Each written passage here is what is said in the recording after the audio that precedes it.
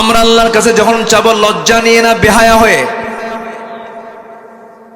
ভালো করে বলেন, আল্লাহর কাছে যখন চাবো আমরা লজ্জা নিয়ে না বেহায়ের মতো? বেহায়ের মতো চাইতে হবে। লজ্জা নিয়ে একবার চাবেন, আর তো চাবেন না। কিন্তু আল্লাহর কাছে আমরা চাইবো বেহায়ের মতো, বারবার চাইবো আল্লাহ দাও, আল্লাহ দাও, আল্লাহ দাও। সেজদার মধ্যে বলবো, রুকুর মধ্যে বলবো, নামাজের মধ্যে বলবো। সেজদার মধ্যে বান্দা যত লম্বা সেজদা দেবে, যা চাবে বারবার চাবে।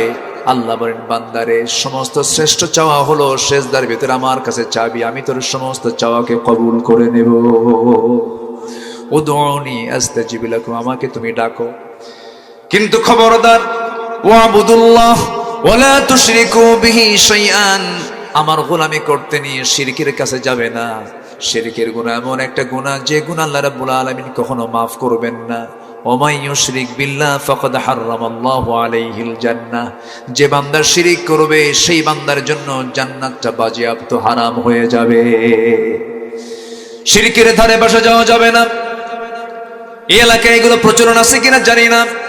সকালবেলা বাকি দেওয়া যাবে না, শনিবারে বাঁশ কাটা যাবে না, মঙ্গলবারে বিয়ে হওয়া যাবে না, বৃষ্টির দিনে বিয়ে হলে পরে সারা জীবন তার চোখের পানি ফুরাবে না।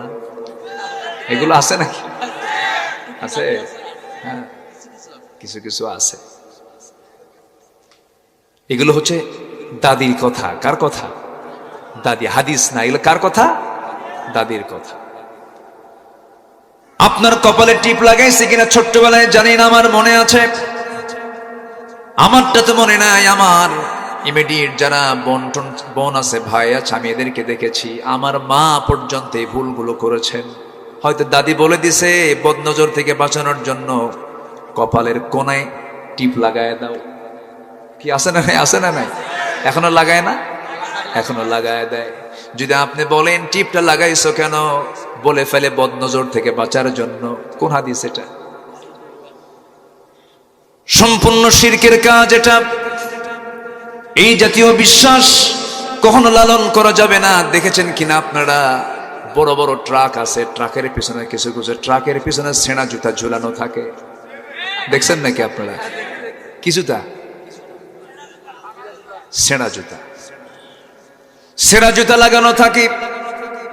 এই ছেঁড়া জুতা লাগানো হয়, ওরা ভাবে এই ছেঁড়া জুতা বদনজর থেকে বাঁচানোর জন্য।